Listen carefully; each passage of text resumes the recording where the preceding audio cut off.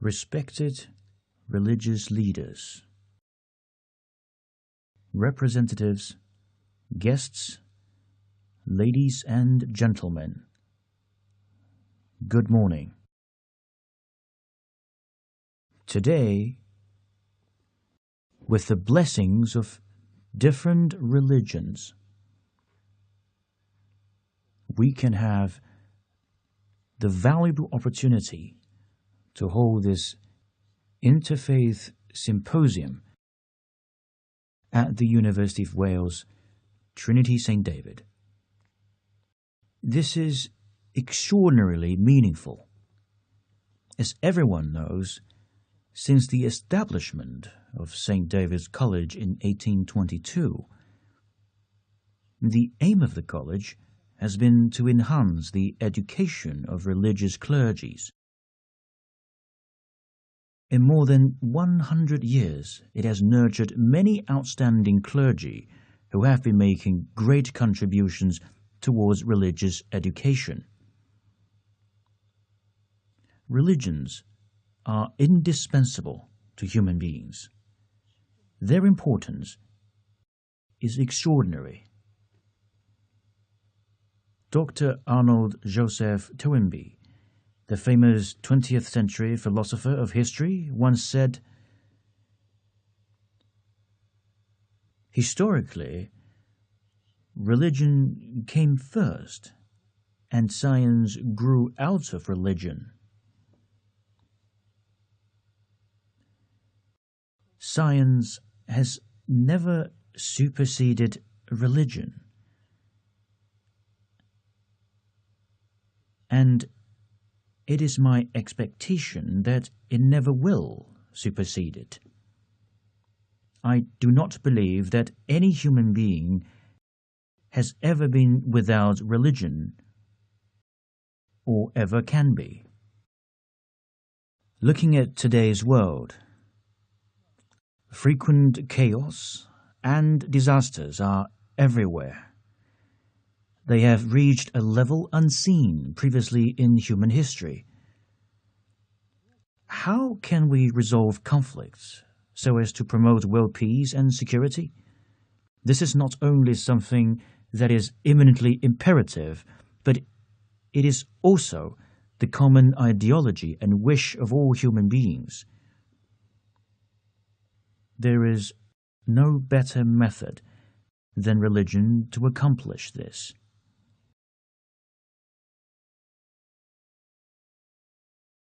More than 10 years ago, I met a retired religious leader who asked me if I could still anticipate peace in this world.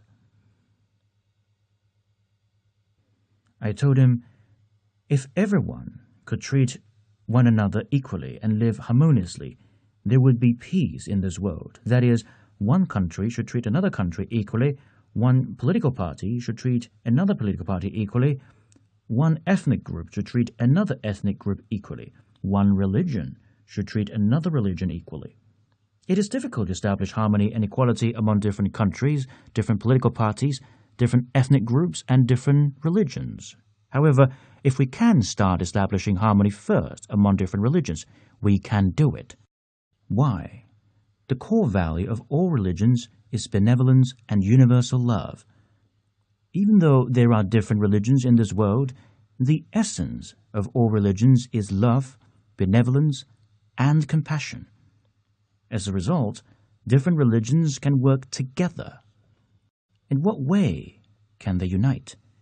They can unite in love, sacred benevolence, and compassion. The Bible says, "Love one another.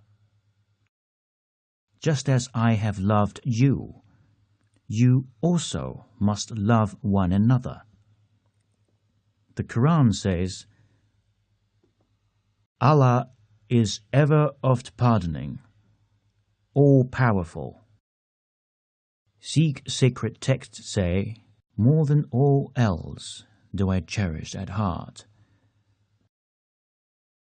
that love which makes me to live a limitless life in this world. Baha'i sacred texts say those virtues that befit his dignity are forbearance, mercy, compassion, and loving kindness towards all the peoples and hindrance of the earth. Hindu sacred texts say, "May all beings regard me with the eye of a friend. May I regard all beings with the eye of a friend. With the eye of a friend do we regard one another." Tao's sacred texts say, "Rescue those in difficulty, relieve those in distress, be compassionate towards the desolate, forgive the wrongs of others." Confucian teachings say, "Love all beings, for we all live under the same sky and are supported by the same earth." In Buddhism, the Flower Adornment Sutra says, "All Buddhas, the thus come ones, take the mind of great compassion as their substance. Because of living beings, they develop great compassion. From great compassion, the Bodhi mind is born, and because of the Bodhi mind, they accomplish supreme, perfect enlightenment." The Flower Adornment Sutra emphasizes the importance of compassion. Compassion means sincere and selfless love. In Buddhism, in order to cultivate the Bodhi mind, one must begin with compassion. The Bodhi mind of Buddhas arises from great compassion. How can the hearts of great compassion be brought about? It comes from empathy for all living beings. When a Buddha sees living beings suffer in the cycle of life and death, he helps and saves them with equal and pure compassion. This is the true benevolent and compassionate mind manifested by the sages. How should religious people and clergy put this sacred, compassionate love into practice? In Japan, I once met a Christian pastor called Ishii, who was a university professor. When I was teaching in Japan, he invited me to participate in an interview at a TV station. The interview was broadcasted live. I answered more than 10 of his questions. At the end, he asked me how different religions could tolerate one another. I told him, the answer is that God loves the world, as is said in the Bible. How does God love the world? The love of God is abstract. Every clergy and religious adherent should demonstrate the love of God by putting it into practice in their daily life, in their work, and interpersonal relationships. They should love the world on behalf of God. In this way, there will be mutual tolerance among different religions. If they cannot love others on behalf of God, they are acting against God's will. Therefore, different religions must not praise themselves while defaming others. They must respect one another and praise one another. After hearing this, Pastor Ishii wholeheartedly agreed with me. Throughout the years, the reason why we believe that religions can be united with one another is because of the ideology of all the religions in the world are one family. In Henan province in China, a stone tablet, which belonged to the time of Emperor Suzong of the Tang Dynasty, was unearthed. The tablet was called the image of harmony among the three religions and 9 schools of thoughts. In this image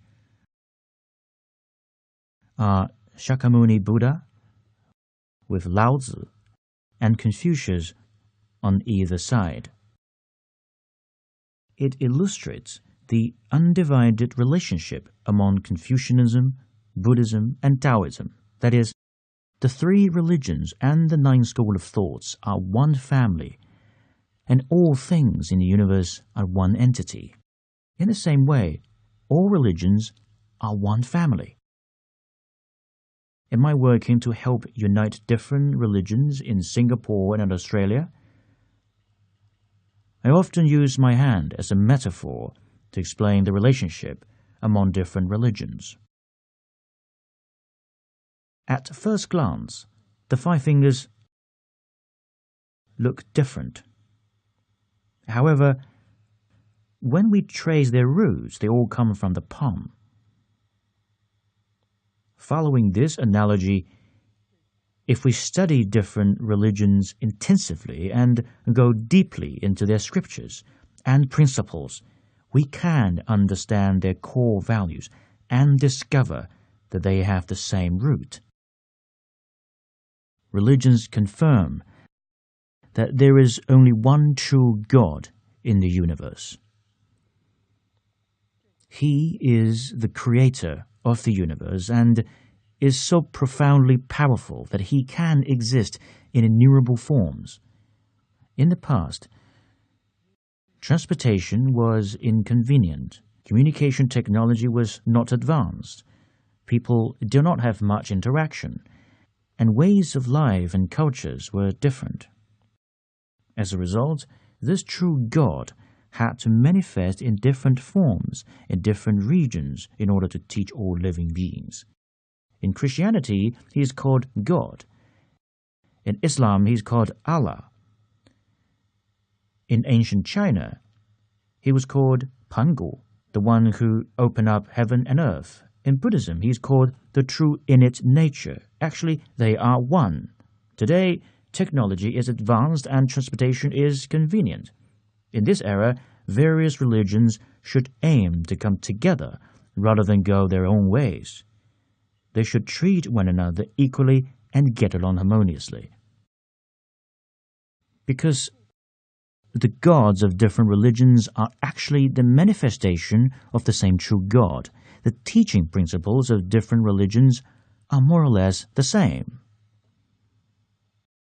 If you look at the different religious scriptures closely, you will find that about 70 to 80% of the content are similar. Only a small part is different. The differences lie in the different living habits and different cultural backgrounds. However, on the whole, their goal is the same, as they encourage people to refrain from evil deeds and do good deeds. They teach ethics, morality, and causality. Therefore, each religion should praise the others instead of being arrogant and despising one another. Otherwise, opposition and conflicts will arise. Religious cohesion is not a vague idea. We have actually accomplished the idea. In 1999, we helped unite 9 major religions in Singapore so that they could become one big family, caring for one another. They have frequent interactions and take part in each other's important activities. They have achieved very good results and are highly praised by the Singaporean government. We have also held religious joint activities in Malaysia, Indonesia, and Australia, which have been very successful.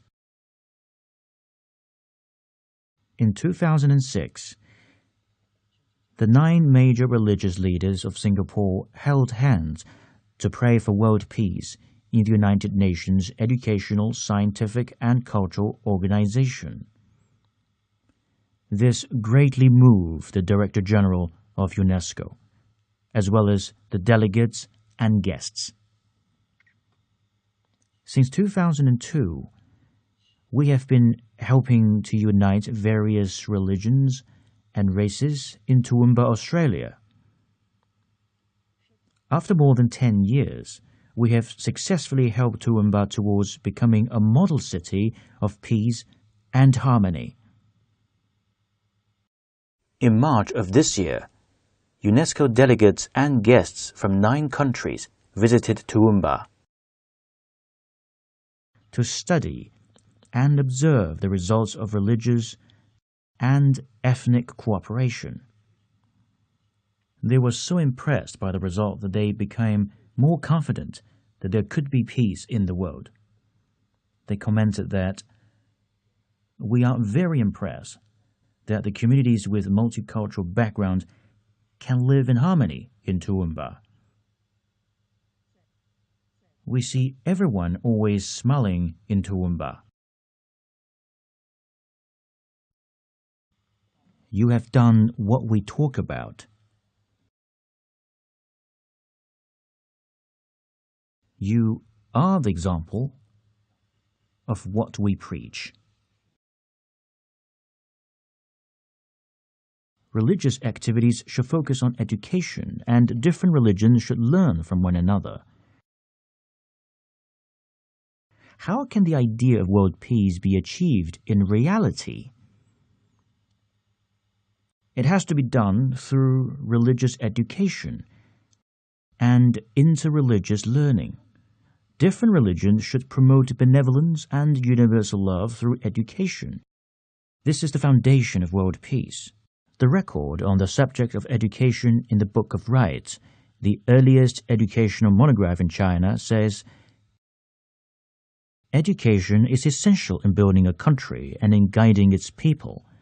The teaching of Confucianism, Buddhism, Taoism, and traditional Chinese culture always start with education. In fact, the founders of various religions are great social educationalists." If we explain the word religion, 宗教, using the Chinese definition, it will be most meaningful. The character zong means vital, important, and revered. The character jiao means education, teachings, and civilization. When combined, 宗教 means vital education, important teachings, and revered transformation of humanity. In the past 20 years, I have been advocating religious cohesion. People from different religions do agree and think the above definition of the word religion is excellent. Hence, various religions must explain their religious scriptures clearly so that their adherents can truly benefit from them. If we want to revive religions, we must focus on education and learn from the examples set by the founders.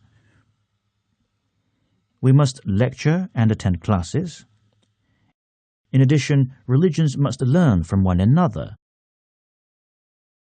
They should not only study their own scriptures, they should also study those of other religions, aiming to find the similarities and accommodating the differences.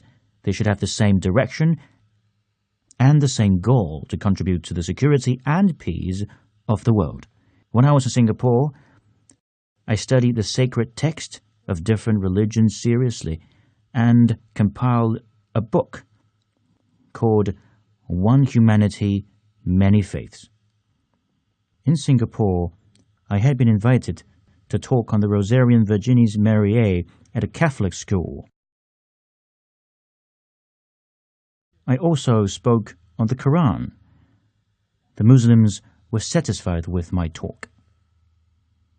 In 2015, I made a proposal to select 360 essential excerpts from the scriptures of various religions. This was done, and they were compiled into Scriptures 360.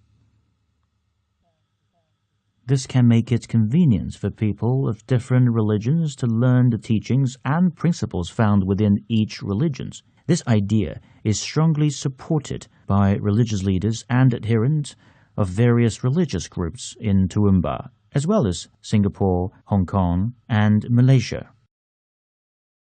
In November 2016, Scriptures 360 were published and were welcomed and praised by people of various religions. Now, with the help of Professor Medwin Hughes, the University of Wales Trinity St. David will establish a Harmony PhD program to which professors and students will be recommended by the leaders of various religions. Professors and students will be living and learning together. They will delve into their own religious principles as well as study the religious principles of other religions. Together, they will promote the religious spirit of benevolence and universal love. They will nurture successors for various religions and prepare teachers for the colleges and even for the religious universities in the future. This will be a great joy for the God of all religions. Following the sacred example of benevolence and no confrontation. In September this year, a World Peace Conference will be held at UNESCO. We will put forth the principle of no confrontation. If we choose competition, confrontation, and war, human beings will undergo endless suffering. If we choose to give up competition, confrontation, and war, people will enjoy endless good fortune. This is also advocated by the sages of various religions. By renouncing competition, human beings can turn the earth into a blissful paradise. In the Chinese history, there's a famous story which involves humility. The story happened during the reign of Emperor Kangxi of the Qing dynasty. Jiang Ying was a high official in the imperial court who always behaved respectfully and cautiously. Once his family and their neighbor, the Wu family, had a confrontation because of the property line of their homes. Both families refused to give in. Even the local officials couldn't resolve the issue. As a result, the chief of the household staff of the Zhang family wrote a letter and sent it 1,000 miles away to the capital city to report the issue to Jiang Ying. Jiang Ying replied to the family by using a poem which said, "Your letter to me only concerns a war. Why can't we give them 3 feet? The Great War, which extends 10,000 miles, still exists. However, Emperor Qin Shi Huang is nowhere to be seen." Therefore, the Zhang family took the initiative to move the wall back by 3 feet. When the Wu family saw that, they were deeply touched and also moved their wall back by 3 feet. Thus, a 6-foot wide alley was created between the two families. This is how the 6-foot alley came about. The humility of Jiang Ying manifested the virtue of benevolence from Confucianism. This coincides with the core principles of religious education, benevolence, and universal love. Religious people should take the lead to put the sacred spirit of benevolence and universal love into practice. They should renounce confrontation, advocate mutual deference, and open their hearts so as to create true harmony for human beings. I truly believe this is what Allah, God, and Buddha will be happy to see. We deeply believe that as long as various religions can treat one another equally and coexist peacefully, they can influence different races, different political parties, and different countries. Hence, world peace can be realized. This is the greatest contribution that religion can bring to human beings. I hope we can join hands and with one heart work towards the same goal.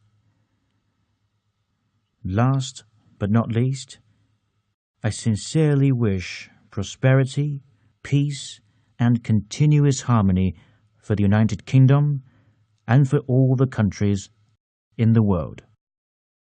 Thank you very much.